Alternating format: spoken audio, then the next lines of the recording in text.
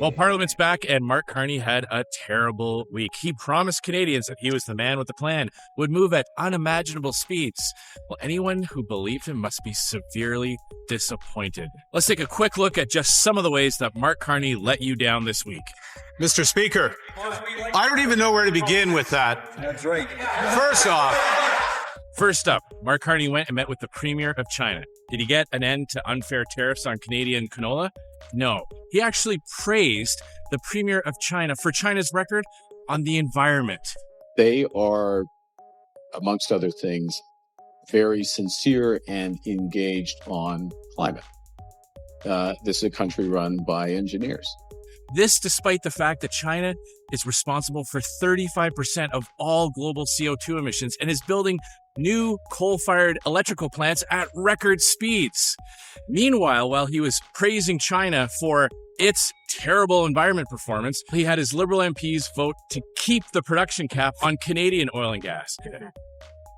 Oh, and there he is, running away from Parliament before question period so that he doesn't get embarrassed. There he goes.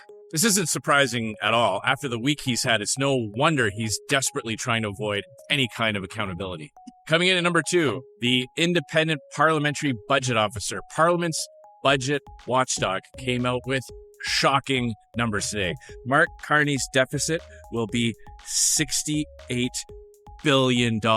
During the campaign, when he needed your vote, he promised, he put in the Liberal platform, made a written commitment that the deficit would never go higher than $63 billion. Well, he's blown past that promise. That means under Mark Carney, more of your tax dollars is going to go to pay the interest on the debt than on healthcare or the military. 11 cents out of every dollar you'll pay in taxes will go to pay bankers and bondholders just on the debt that the Carney-Trudeau Liberals have racked up. It should be very alarming, right? These are, I don't know, I think I use the words in French, and which the translators probably got really well, like stupefying, shocking, right? This is not, like, it's not a funny fiscal outlook. It's a really serious fiscal outlook. And we don't lightly use the word unsustainable, right? Unsustainable means you don't have the option of saying, maybe I'll wait a couple of years, I'll see how things go. It means if you don't change, this is done, right? Next, we've got to address the ostrich situation in British Columbia. This Liberal government has done a terrible job being accountable and transparent.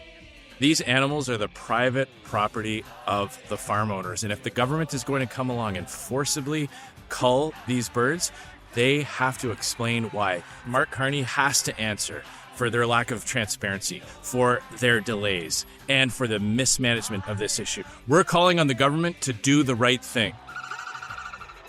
Last, and certainly not least, but definitely worst, Mark Carney's Public Safety Minister, Gary Anandasangri. Mark Carney is going ahead with Justin Trudeau's gun grab. The only problem for him is that the Minister of Public Safety himself was caught on tape admitting that this program won't work and that everyone involved knows it won't work. He told the individual in that conversation that you can't explain the logic of the buyback program. If the public safety minister in charge of implementing the program can't explain its justification, why should Canadians accept one? They know it's going to go over budget, but they're plowing ahead with it anyway, purely for crass political purposes. But that didn't stop Mark Carney from going ahead with $750 million of your tax dollars being wasted on a gun grab scheme. The Minister of Public Safety is doing it right. He's correcting an inefficient system to provide Canadians with fair... Under Mark Carney, violent crime has shot up. Over half of Canadians say they don't even feel safe in their own neighborhoods anymore.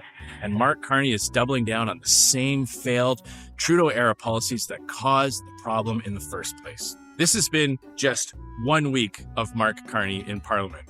Turns out Mark Carney isn't special. He's just another Liberal. What? Oh, yeah. I think it is extraordinary that Mark Carney has become the Prime Minister of Canada. He did a terrible job in Britain.